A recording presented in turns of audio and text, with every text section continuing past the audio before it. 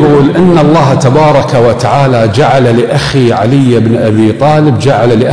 بن أبي طالب فضائل لا يحصي عددها غيره. ما حد يقدر يحصي فضائل علي إلا الله. ها كلام النبي صلى الله عليه وآله. شنو من فضائل عند أمير المؤمنين سلام الله عليه. زين، ها الحين المقدمة مالته. يقول فمن ذكر فضيلة من فضائله، فضيلة واحدة في العلم، بالأخلاق، بالعبادة، بالحلم، بالشجاعة، فضيلة واحدة من هالفضائل اللي ما حد يحصيها إلا الله. المخلوقين ما يقدرون يحصونها، الله فقط يحصيها. يقول النبي صلى الله عليه وآله فمن ذكر فضيلة من فضائله مقرا بها ويعتقد بهذه الفضيلة غفر الله له ما تقدم من ذنبه وما تأخر. اللهم صل على محمد وآل محمد. هذه فضيلة واحدة بس. هذا واحد. اثنين، ومن كتب فضيلة بالواتساب، لما تكتب بتويتر مثلا بكتاب علشان ينشر، بعد انت كيفك اكتب لك فضيلة من فضائله، حتى لو كلمة من كلمة، لأن الكلمة من كلمات التوجيه تعتبر فضيلة.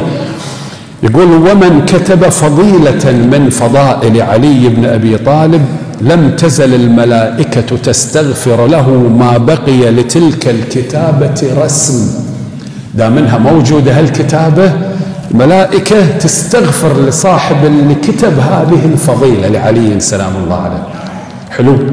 إذن أول شيء لسان، رقم 2 كتابة، 3 ومن استمع إلى فضيلة من فضائل علي غفر الله له الذنوب التي اكتسبها بالاستماع. أكو ذنوب الواحد بالاستماع، سماع أغاني، سماع غيبة وغير. يقول هذا اللي تسمع من فضائل علي عليه السلام يخليك تتمسك به وتستغفر الله عز وجل. بس هذه مفتاح أنك تستمع إلى فضيلة علي، مفتاح ليغفر الله لك الذنوب التي اكتسبتها بالاستماع. حلو الحديث، وايد لطيف هذا الحديث. احنا عندنا مع شديد الأسف شحة في نقل أحاديث أهل البيت، لأن كل ما تتعرف هني كل ما تنفتح لك الآفاق، تقول ويني أنا ضيعت عمري راح وما سمعت هالأخبار، هذا ما عرفت قدر علي عليه السلام. بعد يقول ومن نظر إلى كتابة أو إلى كتاب في فضائله عليه السلام، في فضائل علي، غفر الله له الذنوب التي اكتسبها بالنظر.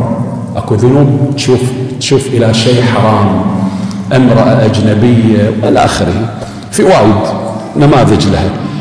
يقول اللي ينظر إلى كتابة إلى كتاب في هذا الكتاب فضائل علي بس يقرأ زين، وكان في ميدان الحرب كذا، وكان مع زوجته فاطمة كذا، وكان مع الناس كذا، ومن علمه زين، وموقفه مع النبي في المدينة، في مكة، في الحرب، في السلم، في الحضر، في هذا. بس أنت الحين شنو قاعد تسوي؟ قاعد تنظر، بس مجرد نظر. ومن نظر إلى كتاب في فضائل علي غفر الله له تلك الذنوب التي اكتسبها بالنظر. ملك أنت ما شاء الله عليك، والله ملك زين. هذا كله اللي يتعلق بفضائل علي عن طريق اللسان، عن طريق الكتابة، النظر والاستماع. ثم قال صلى الله عليه وآله النظر إلى علي عبادة وذكره عبادة.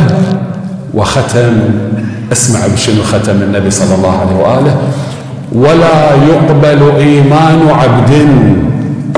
هذا أبيات الطوسي مشهورة: لو أن عبدا أتى بالصالحات غدا وود كل نبي مرسل وولي، وحج ما حج إلى آخره، وطاف ما طاف، وصلى إلى آخره، ما كان يوم الحشر عند الله منتفعا إلا بحب أمير المؤمنين علي.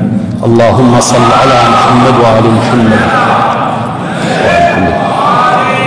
ختم النبي حديثه بقوله: ولا يقبل إيمان عبد إلا بولايته، يعني بولاية علي والبراءة من أعدائه.